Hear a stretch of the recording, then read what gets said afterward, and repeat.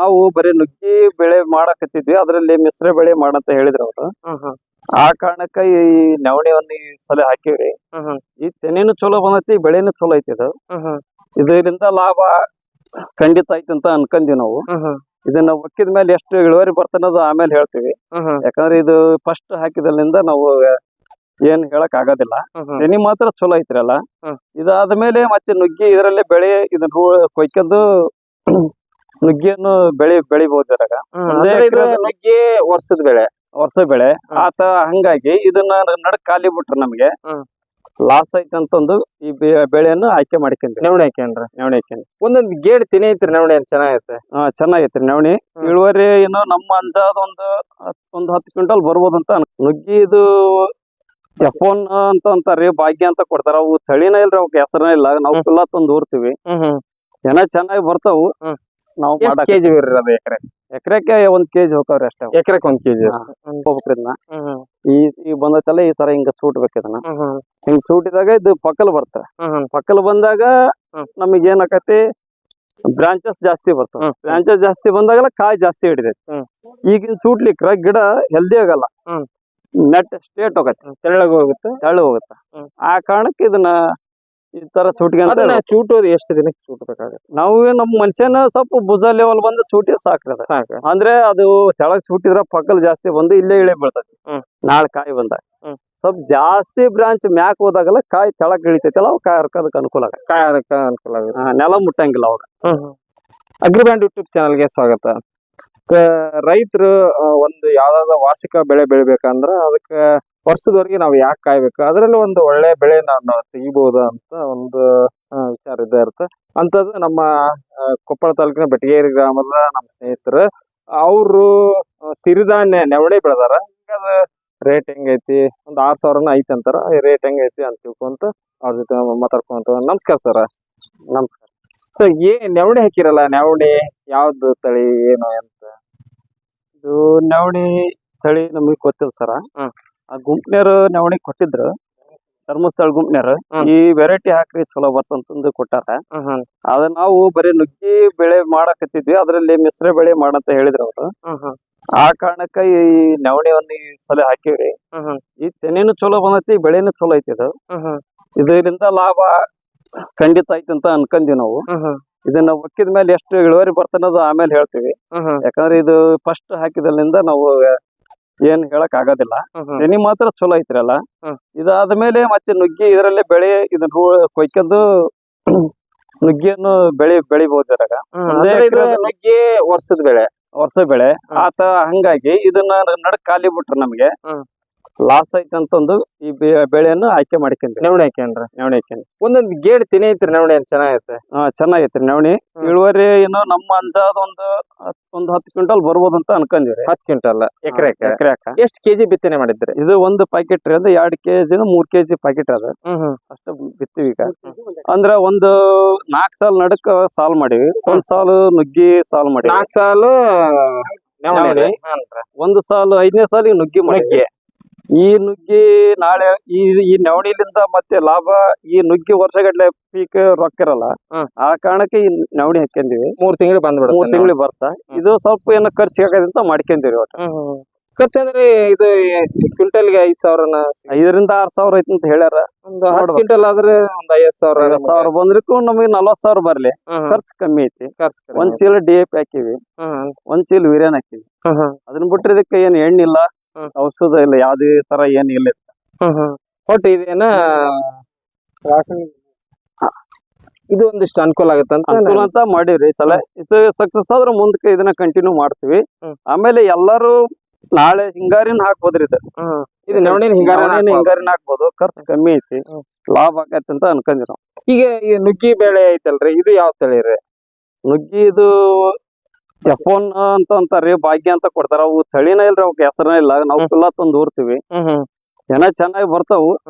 ನಾವು ಎಕರೆಕ್ಕೆ 1 kg ಹೋಗ್ತಾವ್ರಿ ಅಷ್ಟೇ. ಎಕರೆಕ್ 1 kg ಅಷ್ಟೇ. ಇದು ಎಷ್ಟು ದಿವಸಕ್ಕೆ ಕಾಯಿ ಸಿಗುತ್ತೆ? ಇದು ನೋಡ್ರಿ, ಬಿಸಿಲು ಇತ್ತು ಅಂದ್ರ 4 ತಿಂಗಳ ಬೆಳೆ ಆದ ನಂತರ ಬಿಸಿಲು ಇತ್ರ 4 ತಿಂಗಳಿಗೆ ಫಲ ಕೊಡಕ್ ಚಲೋ. ಬಿಸಿಲು ಇರ್ಲಿಕ್ರ ಮಳಿ ಸ್ವಲ್ಪ ಮೋಡ ಏನ್ರಿ ಇತ್ತಂದ್ರ ಏನು ಮೋಪ ನಿಂದ್ರಲ್ಲ, ಕಾಯಿಲ್ಲ. ಒಟ್ಟು ಬಿಸಿಲು ಬೇಕ್ರಿ.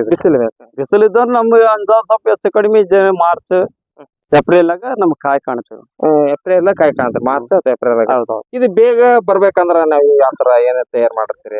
ಏನು ಅದಕ್ಕ ನಾವು ಔಷಧನ ಇಲ್ರಿ, ಅದ್ ಏನ್ ಮಾಡಿದ್ರು ಅದು ನಿಂದ್ರದಿಲ್ಲ, ಹಾಕೋದಿಲ್ಲ. ಏನೋ ಒಂದು ಜೀಡಿ ಅಂತ ಬರ್ತಾವ, ಅದಕ್ ಒಂದ್ ಔಷಧ ಹೊಡ್ಕೋಬಹುದು ನಾವು. ಅದನ್ನ ಬಿಟ್ರೆ ಇದಕ್ಕ ಬದ್ಲಿದ ಏನ ಅದು ಓಪನ್ ಎಲ್ಲಾ ವಾತಾವರಣ ಮ್ಯಾಗ ಡಿಪೆಂಡ್ ಅದು. ಇದು ಊರಿಂದ ಅಂದ್ರ ನುಗ್ಗೆ ಬೀಜ ಊರಿಂದ ಎಷ್ಟು ದಿನಕ್ಕ ನಿಮ್ಗ ಕಾಯಿ ಕೊಡ್ಬೋದು? 5 ರಿಂದ 6 ತಿಂಗಳ ನಿಕ್ಕೇಬೇಕ್ರಿ. 6 ತಿಂಗಳೆಲ್ಲ ಅಲ್ಲಿ ಕಾಯಿ ಕೊಡಂಗಿಲ್ಲ. ಅಂದ್ರ ಬೀಜ ಎಕರೆಕ್ಕೆ 2 kg. ಮೂಲ ಗೊಬ್ಬರ ಏನ್ ಕೊಡ್ತಾರೆ? ಏನೇದಕ್ಕ ಗೊಬ್ಬರ DAP ಹಾಕ್ಬೋದ್ರಿ ಫಸ್ಟ್ ಸ್ವಲ್ಪ. ಮತ್ತೆ ಬೆಳವಣಿಗೆಗೆ ಯೂರಿಯನ್ ಹಾಕ್ಬಾರ್ದು. ಯಾಕಂದ್ರ ಮೊದ್ಲು ಯೂರಿಯನ್ ಹಾಕಿ ಬೆಳೆದ್ ಬರ್ತಾ, ಬೆಳೆದ್ರ ಗಿಡ ಕೈಯಾಗ ಸಿಗೋದಿಲ್ಲ. ಈ ತರ ಇನ್ನ ಚೂಟ್ಕೊಂತ ಹೋಗ್ಬೇಕ್ರಿ ಇದನ್ನ. ಈ ಬಂದೈತಲ್ಲ ಈ ತರ ಹಿಂಗ ಚೂಟ್ಬೇಕು ಇದನ್ನ. ಹಿಂಗ್ ಚೂಟಿದಾಗ ಇದು ಪಕ್ಕಲ್ ಬರ್ತವೆ.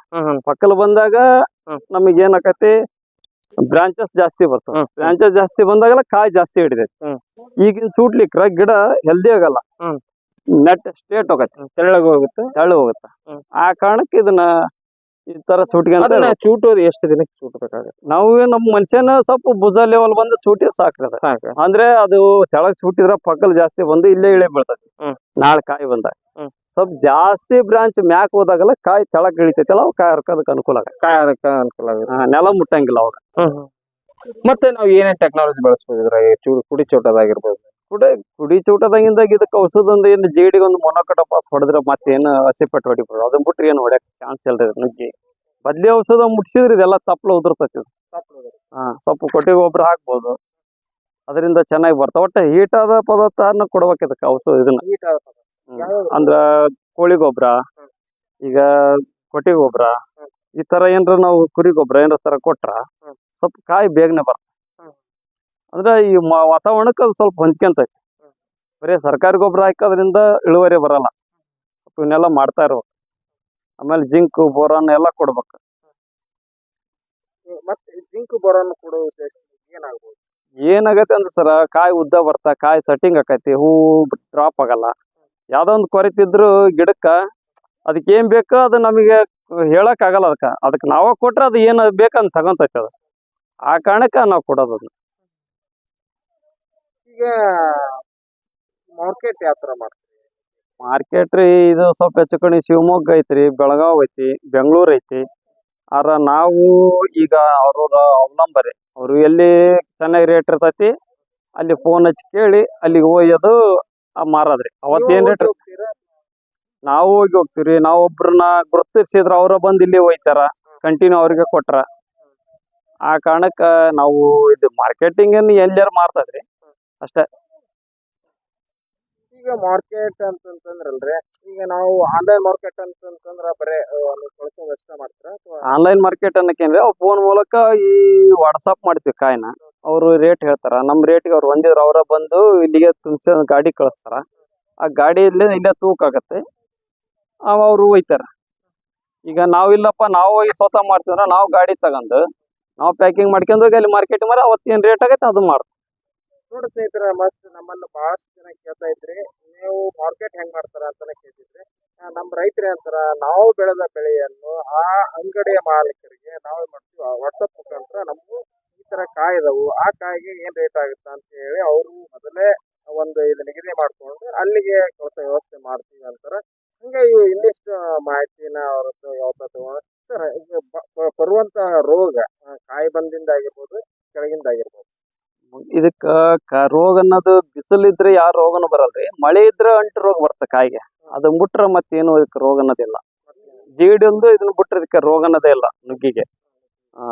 ಹಂಗಾಗಿ ಇದನ್ನ ಒಟ್ಟು ಏನಿದ್ರು ಬಿಸಿಲಲ್ಲಿ ಬೆಳೆಂತ ಬೆಳೆ ಇದು. ಒಟ್ಟು ಬಿಸಿಲು ಇರ್ಬೇಕು. ಈಗ ನಮ್ದು ಸೆಪ್ಟೆಂಬರ್, ಅಕ್ಟೋಬರ್, ನವೆಂಬರ್ ಹೊತ್ತಿಗೆ ಬಿಸಿಲು ಬರುತ್ತೆ. ಆ ಕಾಯಿ ಸೆಟ್ಟಿಂಗ್ ಆಕತ್ರಿ. ಆ ಟೈಮ್ ಸೆಟ್ಟಿಂಗ್ ಆದಾಗ ಸ್ವಲ್ಪ ಮತ್ತೆ ಮೋಡಾಗಿ ಹನಿ ಬಂದಾಗ ಆ ಕಾಯಿ ಅಂಟು ಬರ್ತ. ಆ ಕಾಯಿ ಅಂಟು ಬಂದಾಗ ಮಾರ್ಕೆಟಿಂಗ್ ಇರಲ್ಲ. ಆ ಕಾರಣಕ್ಕೆ ಸ್ವಲ್ಪ ಏನಪ್ಪಾ ಆ ಟೈಮ್ ಸ್ವಲ್ಪ ಬಿಸಿಲು ರೇಂಜ್ ಇತ್ತಂದ್ರ ನಮಗೆ ಒಳ್ಳೇದು ಇದಕ್ಕ. ಆ ತರ ಆಗಿ ಹಂಗಾಗಿ ಇದಕ್ಕೆ ಒಟ್ಟು ಬಿಸಿಲು ಬೇಕ್ರಿ ನುಗ್ಗಿಗೆ. ಯಾವ ಟೈಮಿಗೆ ಬಂದ್ರ ರೇಟ್? ಇದು ಮಾರ್ಕೆಟಿಂಗ್ ರೇಟ್ ಹೇಳಕ್ ಆಗಲ್ರಿ. ಯಾಕಂದ್ರೆ ಮುಂಚಿತ ಬಂದದು ಎಲ್ಲ ಯಾವ ಪೀಕ್ ಆದ್ರೂ ಅಷ್ಟ, ಮುಂಚಿತ ಯಾವ್ದು ಪೀಕ್ ಬರುತ್ತ ಆಕ ಅದು ಬೆಳಿಗ್ಗೆ ರೇಟ್ ಸಿಗ್ತಾ.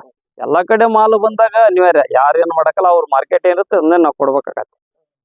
ಈಗ ಹೆಚ್ಚು ಮಾರೋದು ಕಮ್ಮಿ ಮಾರೋದು ಅನ್ನಕ್ ಆಗಲ್ಲ. ನಮ್ ಕಾಯಿ ಚಲೋ ಐತಂತ ಕಾಯಿ ಚಲೋ ಮ್ಯಾಗ ಒಂದ್ 10 ರೂಪಾಯಿ ಡಿಪೆಂಡ್ ಅಷ್ಟೇ ಹೆಚ್ಚು ಕಡಿಮೆ ಆಗ್ಬೋದು. ಆದ್ರೆ ರೇಟ್ ಚಲೋ ಸಿಗ್ಬೇಕಂದ್ರೆ ನಮಗೆ ಡಿಸೆಂಬರ್ ಒಳಗ ಬರ್ಬೇಕು. ಚಲೋ ತಂದ್ರ ರೇಟ್ ಏನ್ ರೇಟ್ ಇದೆ? ಚಲೋ ಐತಂದ್ರ 8,000 10,000 15,000 ತನ ಆಗೈತಿ, 5,000 ಆಗೈತಿ, 2,000 ಐತಿ, 1,000 ಮಾರ್ಯಾರಿ, 500 ರೂಪಾಯಿಂದ ಹಿಡಿದು 200 ರೂಪಾಯಿನೂ ಮಾರ್ತೀವಿ.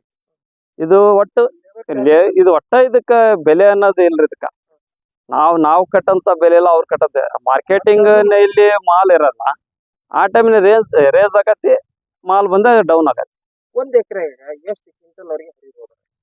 1 ಎಕರೆಕ ನಾವು ಸುಮಾರು ಒಮ್ಮೆ ಹರಿದ್ರೆ ಒಂದು 20 ಕ್ವಿಂಟಲ್ 25 ಕ್ವಿಂಟಲ್ ತನ ಹರಿದಿರಿ. ಒಮ್ಮೆ ಹರದ ಒಮ್ಮೆ ಹರಿದ ಒಂದು ಬೆಳೆ ಬರೋವರೆಗೆ ಆದ್ರೆ ಎಷ್ಟು? ಒಂದು ಬೆಳೆ ಬೆಳೆಯವರೆಗಾದ್ರೂ ಒಂದು ನಾವು ಮೇಂಟೆನ್ಸ್ ಅಡಿಗೆ ಕರೆಕ್ಟ್ ಗೊಬ್ಬರ ಹಾಕಿ ನೀರ್ ಕಟ್ಕೊಂತ ಹೋದ್ರೆ 20 ದಿನ ಮಿನಿಮಮ್ಗೆ ಕಾಯಿ ಬರ್ತ್ರಿ.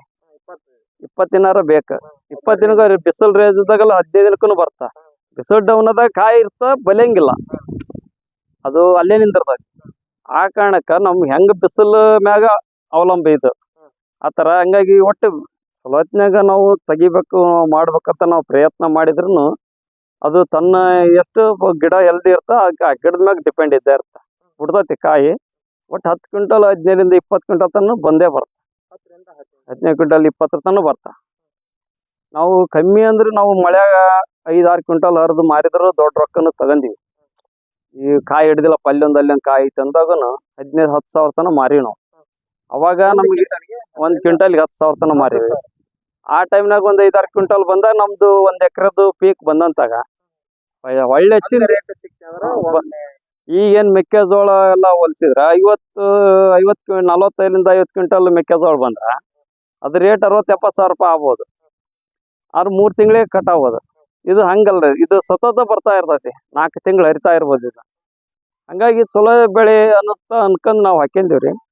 ಒಟ್ಟು ಡಿಮ್ಯಾಂಡ್ ಮಾರ್ಕೆಟ್ ಹೆಂಗಿರ್ತಂದ್ರೆ ಒಟ್ಟು ಅವರು ಸೀಸನ್ ಟು ಸೀಸನ್ ಆಗಿ ಮಾರ್ತೈತ್ರಿ. ಅಂದ್ರ ಸೀಸನ್ ಮದುವೆ ಮುಂಜೆ ಅಂತ ಇದ್ದಾಗ ಸ್ವಲ್ಪ ಚಲೋ ರೇಟ್ ಸಿಗ್ತಾವ. ಸರ್ ಇದನ್ನ ಬೀಜ ಹಾಕುವ ಸಮಯ ಬೀಜ ಹಾಕೋ ಸಮಯ ಅಂದ್ರೆ ನಾವು ಮಾಮೂಲಿ ಹೆಂಗ ಮುಂಗಾರಿ ಬೀಜ ಊರ್ತೀವಿ. ರೋಣಿ ಮಳೆ ಕೃತಿಕ ಮಳೆಗೆ ಆ ಟೈಮ್ನಾಗ ಊರಿದ್ರೆ ಅಡ್ಡಿ ಇಲ್ರಿ. ಆ ಊರಿಂದ ಈ ತರ ಬಂದ್ಮೇಲೆ ಕಟಿಂಗ್ ಮಾಡ್ಬೇಕಂತ ಹೇಳಿದ್ನಲ್ಲ ಆಗಲೇ, ಇಷ್ಟ ತರ ಕಟಿಂಗ್ ಮಾಡ್ಕೊಂತ ಹೋಗ್ಬೇಕಂತ. ಈ ತರ ಕಟಿಂಗ್ ಮಾಡ್ಕೊಂಡು ಅಂದಾಗೆಲ್ಲ ಬ್ರಾಂಚ್ ಬಂದಾಗೆಲ್ಲ ಗಿಡ ಎಲ್ದಿ ಹಾಕ್ಯಂತ ಹೋಗತಿ. ಆಮೇಲೆ ಈ ಪೀಕ್ ತದ್ಮೇಲೆ ನೆಕ್ಸ್ಟ್ ಪೀಕ್ ಏನ್ ಮಾಡ್ಬಾರ್ದ್ರಲ್ಲಿ. ನೋಡ್ರಿ ಸ್ನೇಹಿತರೆ, ಒಂದು ಒಳ್ಳೆಯ ಸಲಹೆ ಕೊಟ್ರು. ಏನಪ್ಪಾ ಅಂತಂದ್ರ ನಾವು ಈ ಬೆಳೆ ವಾರ್ಷಿಕ ಬೆಳೆಗಳನ್ನು ನಡುವೆ ನಾವು ಸಿರಿಧಾನ್ಯ ಹಾಕೋದ್ರ ಉದ್ದೇಶ ಅಂದ್ರೆ ನಮ್ಗ ಎಕರೆಗೆ ಒಂದು 10 ಕ್ವಿಂಟಲ್ ಬಂದ್ರು ಎಕರೆಗೆ ಕ್ವಿಂಟಲ್ಗೆ 5,000 ಮಾಡಿದ್ರೆ ಒಂದು 50,000 ರೂಪಾಯಿ ಸಿಗುತ್ತೆ. ಅಂದ್ರೆ ನಡುವೆ ನಾವು ಒಂದು 3 ತಿಂಗಳಿಗೆ ನಾವು ಯಾವುದೇ ಬೆಳೆ ತಗೊಳಕ್ಕಾಗಲ್ಲ. ಇದ್ರ ಸಲುವಾಗಿ ನಾವು ಈ ತರ ಸಿರಿಧಾನ್ಯ ಅಥವಾ ಬೇರೆ ನಮ್ಮ ಊಟಕ್ಕಾಗತ್ತೆ ಜೊತೆಗೆ ಮಾರಾಟಕ್ಕಾಗತ್ತೆ ಅಂತ ಅವರು ಸಿರಿಧಾನ್ಯ ಬೆಳೆದ್ರು. ಅದು ಒಂದೊಂದು ಗೇಣು ತಿನ್ನಿಯವರಿಗೆ ನಾವು ನಮ್ಮ ಕಣ್ಣಿಗೆ ಕಾಣುತ್ತೆ ಈ ತರ ಒಂದು ಒಳ್ಳೆ ಬೆಳೆ. ಆಮೇಲೆ ಇದರ ನಂತರ ಅವರು ಈ ನುಗ್ಗೆ ಬೆಳೆಯನ್ನ ನಾವು ಯಾವ ತರ ತಗೋಬಹುದು ಅಂತ ಅವ್ರು ಅಂದ್ರೆ ಬೇಗ ನಮಗೆ ಎಷ್ಟು ಬೇಗ ಬರುತ್ತೆ ಅಷ್ಟು ನಮ್ಗೆ ಒಂದು ಒಳ್ಳೆ ರೇಟ್ ಸಿಗುತ್ತೆ. 1 ಕ್ವಿಂಟಲ್ಗೆ 10,000 ನಾವು ತಗೊಂತೀವಿ, 15,000 ತಗೊಂತೀವಿ. ನಮ್ಗೆ ಒಂದು ಸರಿ ಒಳ್ಳೆ ರೇಟ್ ಸಿಕ್ತಂದ್ರೆ 1 ಎಕರೆ ಬೆಳೆದ್ದು ಒಂದೇ ಕಟಾಗೆ ತೆಗೆದು ಬಿಡ್ತೀವಿ. ಆದ್ರೆ ನಮ್ಗೆ ಅದೃಷ್ಟ ಇರಬೇಕು. ಆದ್ರೆ ಬಿಸಿಲು ಇದ್ದಾಗ ನಮ್ಗೆ ಹೆಚ್ಚೆಚ್ಚಿಗೆ ಇಳುವರಿ ಸಿಗುತ್ತೆ. ಈ ಬಿಸಿಲಿಲ್ಲ ಅಂದ್ರೆ ಸ್ವಲ್ಪ ನಮ್ಗೆ ತೊಂದರೆ ಆಗುತ್ತೆ. ಮಳೆ ಆದ್ರೆ ಅಂತ ಈ ತರ ಐತಿ. ನಮ್ಗೆ ಒಂದು ಒಳ್ಳೆ ಬೆಳೆ ಸಿಗ್ಬೇಕಪ್ಪ ನಮ್ಗೆ ವಾತಾವರಣ ಮುಖ್ಯ ಆಗುತ್ತ ಅಂತಾನೆ ಅವ್ರು ತಿಳಿಸ್ತಾರ. ಮತ್ತೆ ಅವರು ಯುವ ರೈತರಿಗೆ ಏನ್ ಹೇಳ್ತಾರ ಅಂತ ಅವ್ರ ಜೊತೆಗೆ ಮಾತಾಡೋಣ. ಈ ಮುಂದೆ ಈಗ ಎಲ್ಲೋ ದುಡಿಬೇಕಂತ ಹೋಗ್ತಾರ, ಅವ್ರಿಗೆ ಹೋಲಿಸಿದ್ರೆ ಇದು 1 ಎಕರೆದಲ್ಲಿ ಸಿರಿಧಾನ್ಯ ಮತ್ತು ಇದು ನುಗ್ಗೆ ಬೆಳೆದಿರಲ್ಲ, ಇದು ಯಾವ ತರ ಯುವ ರೈತರಿಗೆ ಯಾವ ತರ ಇನ್ಸ್ಪೈರ್ ಆಗ್ಬೋದು ನೀವು ಹೇಳಿದ್ರೆ? ಸರ್ ಈಗ ಅವರು ಯಾವ ತರ ಅಂದ್ರೆ ಹೊಲದಲ್ಲಿ ಅವ್ರು ಬೆಳೆದು ಕಷ್ಟಪಟ್ರ ಅವ್ರಿಗೆ ಲಾಭ ಇದ್ದೇ ಇರ್ತ. ಈಗ ನಾವು ಮುಂದೆ ದುಡಿತೀವಿ ಅಂದ್ರೆ ಈಗ ಅವರು ಕೊಟ್ಟ ಕೂಲಿಯಲ್ಲಿ ನಾವು ದುಡ್ದು ಅವ್ರು ಕೊಟ್ಟಂತ ಕೂಲಿ ನಾವು ಉಣ್ಣಕ್ಕಿಂತ ನಮ್ಮದಲ್ಲಿ ಬೆಳೆದು ನಾವು ಉಣ್ಣೋದ್ರಲ್ಲಿ ಯೋಗ್ಯ ಅಂತ ನಮ್ದು ಚಲೋ, ನಮ್ಮ ಅನಿಸಿಕೆ. ಈಗ ನಮ್ಮ ಹೊಲ ಇಟ್ಕೊಂಡು ಇನ್ನೊಬ್ರದಾಗ ಯಾಕೆ ದುಡಿಯಕ್ ಹೋಗ್ಬೇಕು? ನೀ 1 ಲಕ್ಷ ರೂಪಾಯಿ ಪೀಕ್ ತಕಂದ್ರ ನಮ್ಮ ಉಣ್ಣು ತಿನ್ನಕ 1 ಲಕ್ಷ ರೂಪಾಯಿ ಸಾಕು. ಮುಂದೆ ಏನಾಗುತ್ತೆ, ಉಳಿದ ಪೀಕ್ ಹಾಕೊಂಡಿರ್ತೀವಿ, ಅದರಿಂದ ಆದ್ರೆ ಏನಪ್ಪ ನೆಚ್ಕೊಂಡು ಅಷ್ಟು ಇದನ್ನ ಮಾಡ್ಬಾರ್ದ್ರಿ. ಮೊದ್ಲಿದು ಪೀಕ್ ಇರ್ಬೇಕು ಇದ್ರಲ್ಲಿ. ಅಂದ್ರೆ ಇದು ಲಾಸ್ನ ಆಗ್ಬೋದು ಲಾಭನ ಆಗ್ಬೋದು. ಇದು ಹೋದ್ಸಲ ನಮ್ಗೆ 2 ಎಕರೆಕ್ಕೆ 4 ಲಕ್ಷ ರೂಪಾಯಿ ರೊಕ್ಕನು ಕೊಟ್ಟೈತಿ. 2 ಎಕರೆಗೆ 2 ಎಕರೆಕ್ಕೆ ಆ ತರ ಈಗ ನಾವು ಇನ್ನೊಬ್ರದಾಗ ದುಡಿಯೋ ಅವಶ್ಯಕತೆ ಏನಿಲ್ಲ. ಇಲ್ಲೇ ದುಡ್ಕೊಂಡ್ ಇಲ್ಲೇ ಮಾಡಬಹುದು. ಆದ್ರೆ ಈಗಿನ ಒಕ್ಕಲತನಕ ದುಡ್ಡು ಮುಖ್ಯ ಐತಿ. ದುಡ್ಡು ಹಾಕ್ಬೇಕು, ದುಡ್ಡು ತೆಗಿಬೇಕು. ಇದಕ್ಕೂ ಈಗ ಹಂಗಷ್ಟು ಸರಳ ಇಲ್ಲ ಇದು ಮಾಡೋದ್ರಿಂದ. ಆದ್ರ ಹೊರಗೆ ದುಡಿಯೋದ್ರಿಂದ ಕೂಲಿ ಹೆಚ್ಚಿಗೆ ಐತೆ ಹೊರತಾಗಿ ಅವ್ರದ್ದು 4 ದಿನ ಬದುಕಿರ್ತೈತಿ. ಅವ್ರು ಮುಗಿದ್ಮೇಲೆ ಅವ್ರಿಗೆ ಬದುಕಿರಲ್ಲ. ಇದು ನಮ್ಮ ತಕ ನಾವು ಯಾವಾಗ್ಲೂ ಬೆಳ್ಕೊಂಡ್ ನಾವು ಉಣ್ಬೋದು ಅಂತ ನಮ್ಮ ಇದು ಅನಿಸಿಕೆ. ನೋಡ್ರಿ ಸ್ನೇಹಿತರೆ, ಒಂದು ಒಳ್ಳೆ ಬೆಳೆ ಬೆಳಿಬಹುದು. ನಾವು 2 ಎಕರೆ 4 ಲಕ್ಷವರೆಗೂ ನಾವು ಬೆಳೆ ತೆಗೆದಿವಿ. ಇನ್ನೊಂದು ಹತ್ರ ದುಡಿಯೋಕ್ಕಿಂತ ಇದು ನಮ್ಮಂತ ನಾವು ದುಡ್ಡು ಒಳ್ಳೆ ಸಿರಿಧಾನ್ಯಗಳನ್ನ ಬೆಳಿತೀವಿ. ಜೊತೆಗೆ ನಾವು ಒಂದು ಆರ್ಥಿಕ ಬೆಳೆನ ಬೆಳಿತೀವಿ ಅಂತ ಹೇಳ್ತಾರೆ. ಈ ರೈತರ ಮಾಹಿತಿ ನಮಗೆ ಇಷ್ಟ ಆದ್ರೆ ಲೈಕ್ ಕೊಡಿ, ಕಮೆಂಟ್ ಮಾಡಿ, ಶೇರ್ ಮಾಡಿ. ಧನ್ಯವಾದ. ನಮಸ್ಕಾರ.